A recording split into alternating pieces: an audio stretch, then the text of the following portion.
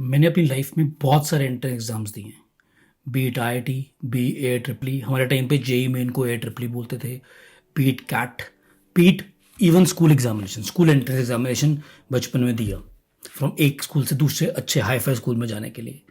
But मैं सारे entrance में अपनी लाइफ में फेल हुआ। तो अब जब मैं इतने सारे एंट्रेंस में फेल हुआ और कुछ एग्ज़ाम मैंने बहुत मेहनत करके भी दिए थे, फॉर एग्जांपल कैट एग्ज़ाम, तो जब कैट एग्ज़ाम में फेल हुआ यानी कि डिज़ायर्ड रिजल्ट नहीं आया तो बहुत धक्का लगा। एंड उसके बाद इसका मतलब ये चीज़ क्लियर होनी शुरू हुई कि सिर्फ प्रिपरेशन इंपॉर्टेंट नहीं है, सिर्फ एकेडमिक प्रिपरेशन इंपॉर्टेंट नहीं है एग्ज़ाम को, कॉम्पिटिटिव एग्ज़ाम को क्रैक करने के लिए। फिर इतने सालों से मैंने जेनेसिस के स्टूडेंट्स की जर्नी देखी। मोस्टली जर्नी अच्छी रही, बट कुछ ऐसे भी बचे रहे जो अपना एग्ज़ाम, एंट्रेंस एग्ज़ाम नहीं क्रैक कर पाए।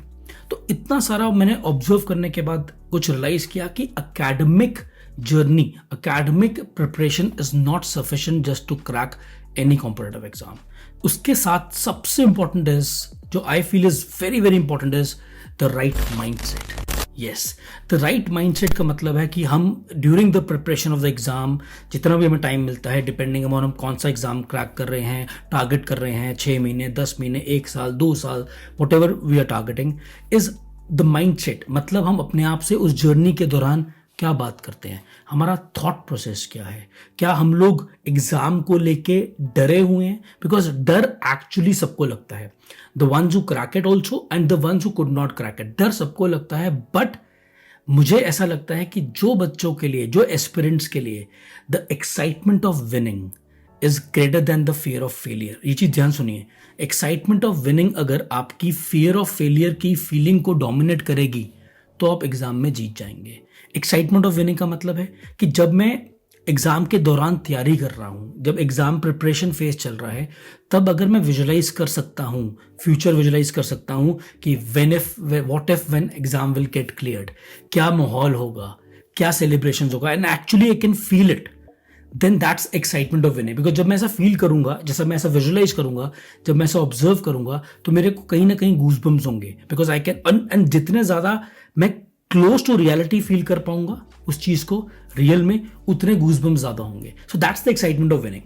And parallel to this is fear of failure, because हम सबको डर लगता है, एस्पिरेंट्स का, जितने भी एस्पिरेंट्स, हम सबको डर लगता है कि यार व्हाट इफ एग्जाम क्लियर नहीं होगा, और ये सब में नेचुरल फीलिंग है। अब जिस बच्चे के लिए, जिस एस्पिरेंट के लिए वो पहली वाली फीलिंग यानी कि एक्साइटमेंट ऑफ विनिंग वाली फीलिंग डोमिनेट कर जाएगी फियर ऑफ फेलियर से, वो डेफिनेटली एग्जाम में नहीं जीतेगा तो डेफिनेटली लाइफ में जीत जाएगा। आई थिंक मकसद वही है।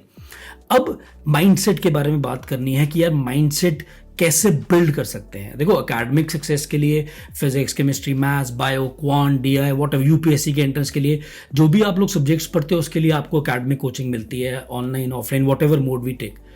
But what about the preparation for the mindset? What about the right mindset? Because मैंने देखा है वही बच्चा क्रैक करता है एंट्रेंस जिसका माइंडसेट एंट्रेंस क्रैक करने के लिए तैयार हो। So how can we build mindset? How can we have that strong mindset, a feeling that yes, I can crack it. I belong in that top college जो जिसका भी मैं टारगेट रख रहा हूँ। तो इसके लिए I think to build the strong mindset, 4 basic तरीके हैं जिससे हम माइंडसेट को बहुत स्ट्रॉन्ग बिल्ड कर सकते हैं।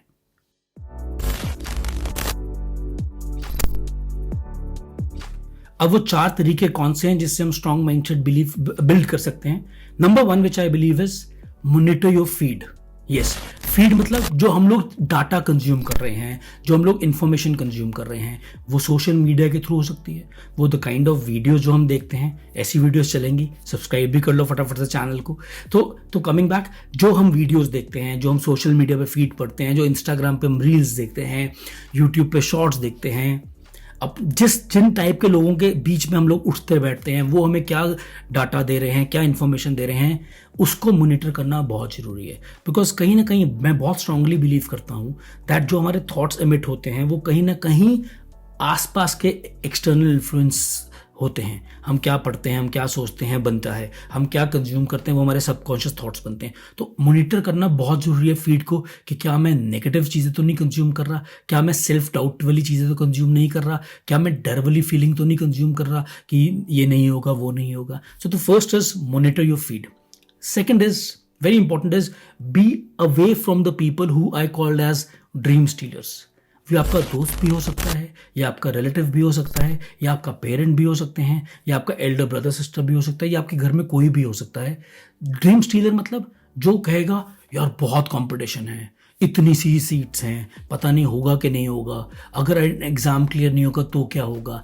ये लोग पॉजिटिविटी की बजाय डर पैदा करते हैं। इनका काम ही डर पैदा करना है। अब अगर तो हमारा कोई ये बंदा फैमिली के बियॉन्ड का है तो हम उसको इग्नोर कर सकते हैं, but if someone is belonging to our family तो हम उसको इग्नोर नहीं कर सकते, but at least we can ignore the feed. उस केस में जब आपको लग रहा है वो बंदा सेल्फ डिप्रिशिएटिंग टॉक कर रहा है तो वहां से उठ जाओ। अगर आपको लग रहा है वो उसकी बात से आप इम्पैक्ट हो गए तो वहां से उठ जाओ। जितना आप इन लोगों से दूर रहोगे, स्पेशली रिलेटिव से जो जाग जाते हैं बेटा आगे क्या सोचा है, अगर एग्जाम क्लियर नहीं होगा, दूर रहो। जब क्लियर होगा तब देखेंगे, जब क्लियर नहीं होगा तब की तब देखेंगे, सेम रहेंगे तैयारी करते हुए। Number 3 is that find a mentor. Yes, find a mentor. मतलब सबसे इंपॉर्टेंट इज दैट अब इतना सब कुछ आसपास हो रहा है, इतना सारा स्टडी मटेरियल है, ये भी कर सकते हैं, ये भी कर सकते हैं, कोई कुछ और बोल रहा है। ऐसे केस में एक सही मेंटर का मिलना जो आपके लिए पेन ले, जो एक्सपीरियंस्ड हो, जो समझे कि यार इस यहाँ से यहाँ तक पहुंचने के लिए क्या चीज़ें चाहिए। Because you see, why do think so Virat Kohli needs batting coach, या फिर मेसी के लिए फुटबॉल में अर्जेंटीना में मैनेजर या कोच क्यों है? क्या ये उन लोगों को फुटबॉल या क्रिकेट खेलना सिखाते हैं? नो, वो उनको आता है, वो उनको माइंडसेट के लिए प्रिपेयर करते हैं। सो मेंटर होना लाइफ में बहुत बहुत जरूरी है। 3 चीज़ें क्लियर होगी। चौथा is and one of the most important is feed को इंप्रूव करने के लिए read good books, listen to good podcast, watch good videos. But मैं वीडियो से भी ज़्यादा फैन हूँ बुक्स पढ़ने का अच्छे और पॉडकास्ट सुनने का। बिकॉज जब हम अच्छी बुक्स कंज्यूम करते हैं, अगर हमारा फ़ोन दूसरे रूम में हम बुक पढ़ रहे हैं तो कहीं ना कहीं हमारा स्ट्रॉन्ग माइंडसेट बिल्ड होना शुरू होता है। आप मुझे कमेंट्स में मांग सकते हैं, I can send you the list of the books which you can read to build a very strong mindset from the early age. ठीक है, पॉडकास्ट सुनोगे अब तो उसमें डिस्ट्रैक्शंस कम होगी। वीडियो में ये दिक्कत आती है कि अगर मैं वीडियो देख रहा हूँ तो कहीं ना कहीं मैं एक वीडियो से दूसरी वीडियो में लीन ऑन हो जाऊंगा जो शायद मेरा पर्पस फुलफिल नहीं करेगी। So the fourth is read good books, जिससे आपकी फीड बहुत कंज्यूम होगी। Listen to good podcast, and these are the 4 basic thing जिससे हम लोग अपने माइंडसेट को स्ट्रॉन्ग कर सकते हैं। एंड लास्टली मेरे बच्चे, दो this is not the tip, lastly मेरे बच्चे, एंट्रेंस एग्जाम क्रैक करना नहीं क्रैक करना वो सेकेंडरी है। The first thing which is in your hand is right preparation. Right preparation does not happen only with the academic preparation. बहुत सारी चीज़ें उसके साथ है, जैसे कि मैंने स्टार्टिंग में भी आपको बताया, कोई भी entrance exam end of life नहीं है। जैसे कि मैंने आपको स्टार्टिंग में बताया that I could not crack any entrance exam, but thousands of students of genesis in last so many years have cracked top entrance examinations and they are studying in the top universities. ऐसा कैसे हुआ? By guiding them right. So remember, you're there to win in life, and you can only win in life if the excitement of winning is greater than the fear of failure. Loads of love to you.